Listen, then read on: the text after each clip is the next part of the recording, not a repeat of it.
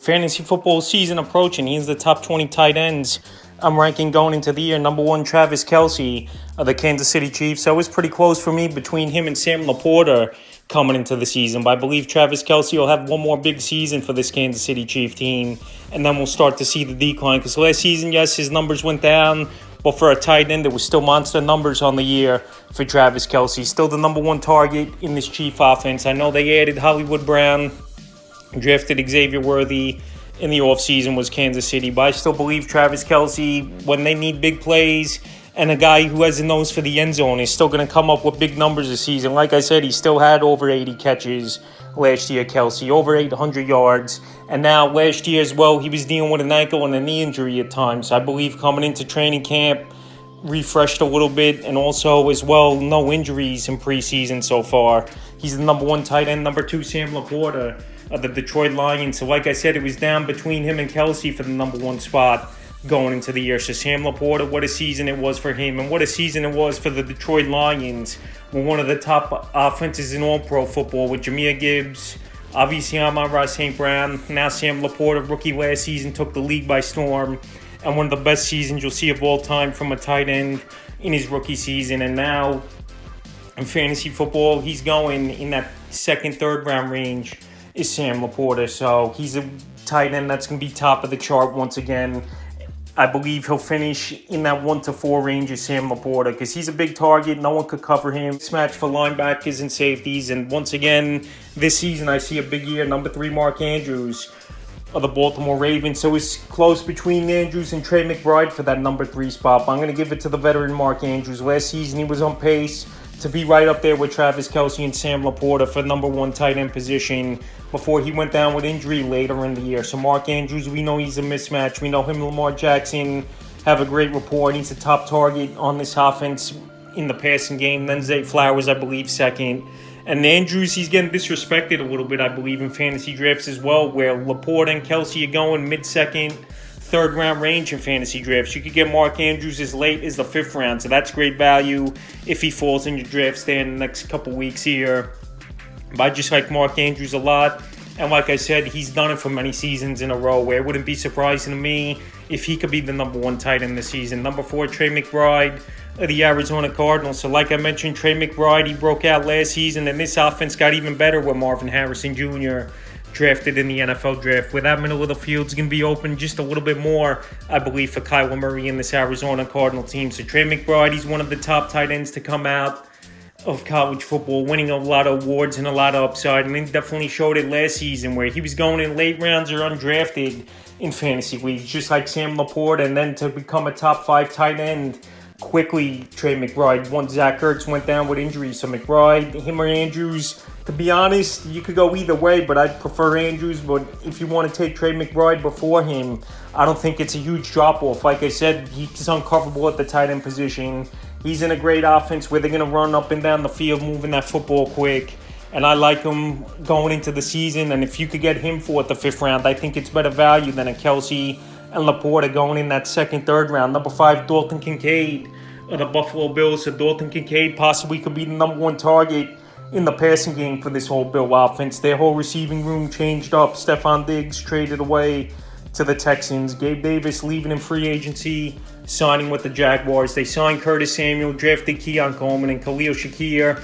Pretty much the only guys sticking around from the team over the last couple of years. So Kincaid came on in the second half of last season, where a lot of people were big on him going into the year, but he didn't pan out and do much, and he was even dropped onto a lot of waiver wires, was Kincaid, and then picked it up. So if you wanted to take Kincaid in that 5th, 6th round range, I think it's a nice sweet spot for Dalton Kincaid, because when you're playing with a quarterback like Josh Allen, that's just automatic ranking bumping for Dalton Kincaid, especially he had a good rapport towards the end of the year. He had over 600 yards with Josh Allen, and like I said, this receiving room turned upside down with a lot of inexperienced players and not really a true number 1, so Kincaid could be that number 1 option in the passing game. Number 6, Evan Ingram of the Jacksonville Jaguars. So what a season it was last year for Evan Ingram. Over 100 catches is a tough thing to do, especially at the tight end position. And he's a hybrid, in my opinion, is Evan Ingram. He can line up in the slot. He He could line up in the seam tight end position and on the outside like a receiver. And he's very versatile. I know this Jaguar team, they added Gabe Davis in free agency. Drafted Brian Thomas Jr. as well. But I still believe Evan Ingram, he's not going to get over 100 catches once again. But anywhere in that 80 to 90 range is definitely a possibility. Him and Trevor Lawrence over the last couple seasons have had a good rapport. Evan Ingram definitely has turned his career around, going from the New York Giants to this Jacksonville Jaguar team. And this season, I like Ingram a lot, even though, like I said, they added more pieces to this offense. But they also did lose Calvin Ridley and Zay Jones, so it was a trade-off in a way. Number 7, George Kittle of the San Francisco 49ers. So George Kittle, a lot of people are higher on him than I am, where they got him in their top 5, even top 4 in their rankings at the tight end position. And George Kittle's a great tight end, no doubt about it. Last season, I believe, is going to be one of his last monster years at the tight end position is Kittle. Injuries have been a problem for him throughout his career.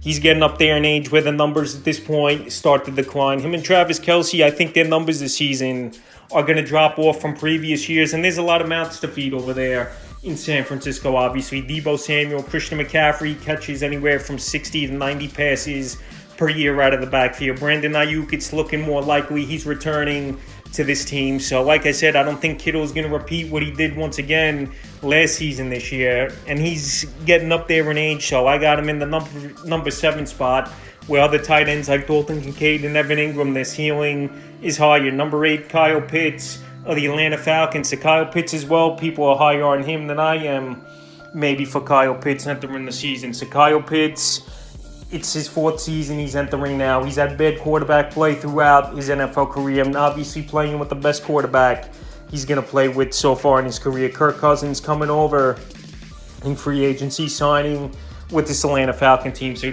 Kyle Pitts, he's like Evan Ingram in a way. He can line up anywhere on the field. He played some receiver as well in college as Kyle Pitts. I know his first season in the league, he had a big year, but the last couple of years the numbers have tailed off, and that's with bad coaching and bad quarterback play with Marcus Mariota, Taylor Heineke, and Desmond Ridder over the last couple seasons. But still holding out on Kyle Pitts and taking more of a wait-and-see approach. If you want to take him 7th, 8th round, I think it's good value, but I've seen him going in that 5th, 6th round range, and I don't think I'm ready to take Pitts in those rounds yet. Number 9, David Njoku of the Cleveland Browns. So David Njoku, him and Joe Flacco had a good rapport, and this whole Brown offense really got rolling. I know Deshaun Watson only played a handful of games last year, but the offense was struggling. Then they went Thomas Robinson, he didn't do much.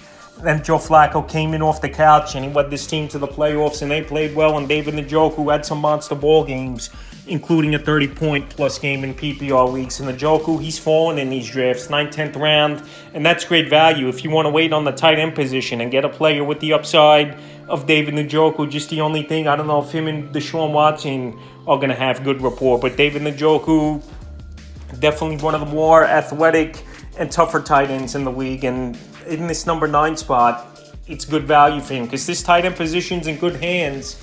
After the last couple seasons, it's starting to build up, where 3-4 years ago, tight end was a weak position besides the top 4 or 5 players. Next time, number 10, Jake Ferguson of the Dallas Cowboys. So Jake Ferguson, he had a breakout year after Dalton Schultz left in free agency and went to the Houston Texans. And Dak Prescott, I've said this a lot in my videos, he always likes targeting the tight end, and they run a lot of good packages to the tight end as well, going back to his early days with Jason Witten in this Cowboy offense. So this Cowboy team, they didn't add anyone in the offseason in the passing game. Still CeeDee Lamb, even though he's holding out. Brandon Cooks, who I think he's washed up. Gallup, they cut him loose. He retired anyway after signing with the Raiders. So this offense, CeeDee Lamb, number 1 option in the passing game.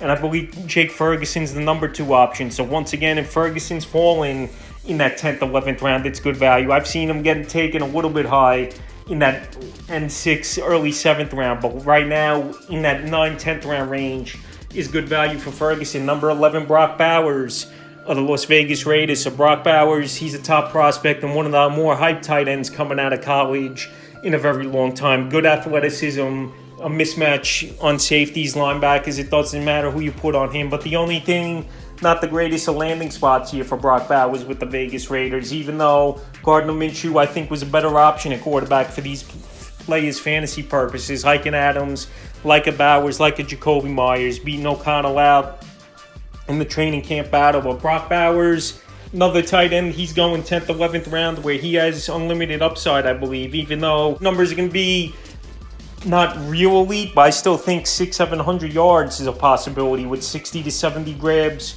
with anywhere 3 to 6 touchdowns for Brock Bowers. So there'll be some weeks he puts up numbers, I believe, on just raw talent, and then some weeks he don't do much, and that's just how a Gardner Minshew offense has been over the last few years. We saw last season with Indianapolis, some games they put up over 30 points, some games they don't do much, and I think Bowers, he'll have some pop games, and other games he won't do much, but still he'll be a top 12 tight end this year. Number 12, Dallas Goedert of the Philadelphia Eagles. So Goddard, he had a fall off last season with Philadelphia, and this offense is loaded, and now adding Saquon Barkley to the offense as well. His numbers might drop off just a little bit, but Dallas Goedert's still a good route runner. He's still going to have some pop games here and there as Dallas Goedert, where he's a force in the middle of the field. And obviously defenses, they don't know who they're going to have to watch and stop. When you got A.J. Brown, Devonta Smith, now Saquon Barkley in the backfield, and Goddard work in the middle of the field, there's going to be some games where team double those other options, and Goddard is going to be the guy that they're going to have try to beat him and have some pop games. So Dallas Goedert, 10th, 11th round range, I think it's good value to get him if you're punting tight end.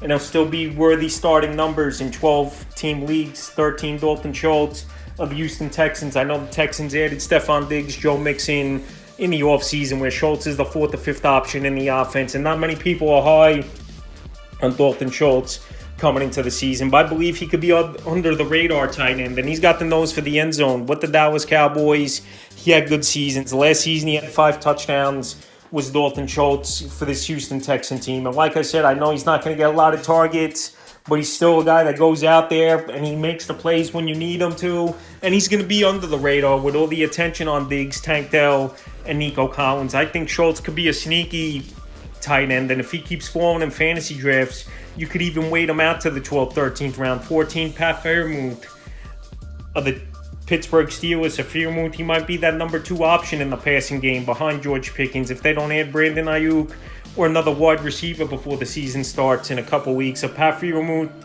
he's had some decent years, but his best years obviously with Ben Roethlisberger. In the last couple years, the quarterback position has just been horrible for the Steelers. Mitchell Trubisky, Kenny Pickett, it's been between over the last couple seasons. So right now, Pat Fairmouth, he's a good middle-of-the-field tight end.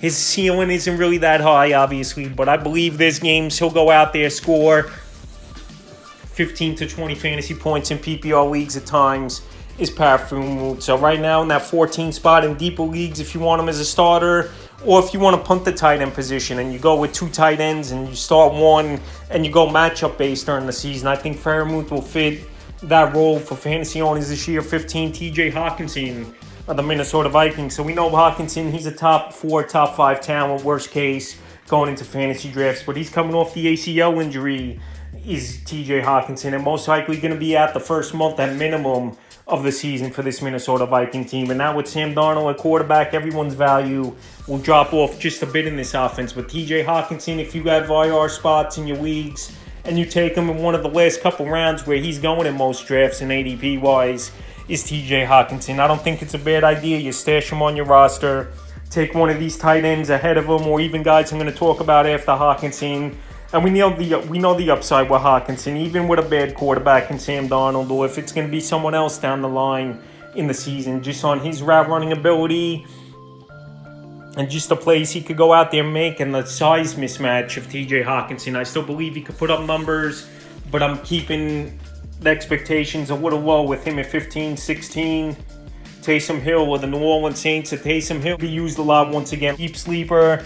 And another guy, he's going to have ball games where he's passing the football, rushing the football at the goal line, and throwing the football, obviously, is Taysom Hill. So Taysom Hill, they're going to have more packages for him this season, I believe. Derek Carr, great in his first season with the New Orleans Saints. And Taysom Hill is that ultimate gadget guy, and someone I think New Orleans needs to generate some more offense. Alvin Kamara, I think his best years are behind him. Chris Olave, a great receiver, but he can't just do it by himself. And Shaheed, I don't know if he's really a number 2 wide receiver, but Taysom Hill, they're going to put packages in for him, and I think he could pay dividends for the Saint team. A sneaky sleeper for fantasy owners this year. 17, Cole Kmet of the Chicago Bears. So Cole Kmet, It's been a solid last couple years for him. Him and Justin Fields, no doubt about it, had a good rapport. But Cole Kmet's low on this list because now you added in the offseason Keenan Allen in trade.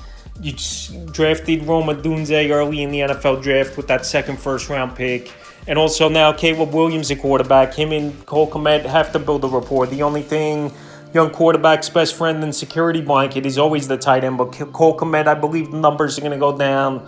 But if you really just want to take a shot and maybe catch lightning in a bottle on some weeks, I think Kmet can bring that for on. He's 18, Luke Musgrave of the Green Bay Packers. So Luke Musgrave, last season, he was off to a decent start. Then he got hurt. Tucker Kraft filled in and played good football. And now Musgrave and Kraft, they're going to be the 1 and 2 tight ends. And this Green Bay Packer team, they got a lot of speed and a lot of good options. So they rebuilt this team pretty quickly on the fly after letting Aaron Rodgers go. Jordan Love came in, he played great football. Got Jaden Reed, got Christian Watson if he's healthy this year, which he should be. Got the Tavian Wicks, who I like, Romeo Dobbs. So a lot of good options on this Packer offense. And Luke Musgrave, he was a second-round pick a couple years ago as well. So like I said, we saw the potential last season before he went down with injury. And Jordan Love, he got the big payday, and he's a quarterback that obviously the Packers are behind, and a quarterback that spreads the football out and gets everyone involved. So Luke Musgrave is a sleeper. And someone, if you want as a backup tight end or in deep leagues with a lot of flexes and stuff, I think is a decent option this season. Number 19, Hunter Henry of the New England Patriots. So this Patriot offense, in my opinion, can't be any worse than it was last season, where they just couldn't throw, run, or do anything offensively to move the football. But Hunter Henry did have some pop games. He's possibly the number 1 target in all this offense for this Patriot team going into the year. Juju Smith-Schuster, he got cut loose. The receiver position, a lot of young guys over there. They got Baker, rookie, Jalen Polk, who I think has some sleeper upside going into the year. Then Demario Douglas, Hendrick Bourne, the veteran. But I believe Hunter Henry easily could be the number 1 or 2 target, worst case, in this Drake May offense for this New England Patriot team. With Jacoby Brissett, whoever's going to win this starting quarterback job. So Hunter Henry, we've seen some flashes from him throughout his career, but he's been a very inconsistent tight end. Even going back to his Los Angeles Charger days, he'll have some big games and some games where he would disappear and not do much. So right now, as a back-end tight end, I have him on this list, and the 20th and final tight end rankings. Cade Otton of the Tampa Bay Buccaneers. Cade Otton, a big target, 3rd season tight end now. And I like the upside and the route running ability for Cade Otton. And we know Baker Mayfield likes targeting the tight end. So this Buck offense, the same guys are returning. Rashad White in the backfield, Mike Evans, Chris Godwin, Cade Otton. Baker Mayfield got his $100 million in the offseason. I know new offensive coordinator, but I believe Cade Otton this season, he could be a guy under the radar. And last season, for the most part, he had some decent outings with double-digit fantasy points in PPR leagues. I'm not saying Cade Otton's going to break out and be this amazing tight end, but I believe as a steady back-end tight end and filler for bye weeks as the season goes on is definitely a possibility. And other tight ends that are on the radar a little bit, but I didn't mention in the top 20, Ben Stinnett, I think midseason he could take over for Zach Ertz with injury, or just if Washington's out of it and want to play the younger players. Noah Fant, he's been now with the Seattle Seahawks a couple seasons, but he hasn't done much. But he's got upside potential with a new offensive coordinator, and Fant's still a good route runner. And Daniel Bellinger, another tight end who's going to step in once again this season for the New York Giants. Aaron Waller retired in the offseason, and Bellinger, he was a starter for this Giant team 2 seasons ago. So those are a few tight ends that didn't make the list, but people to keep in mind on the radar, and that's the top 20 tight ends I'm ranking entering the 2024 season.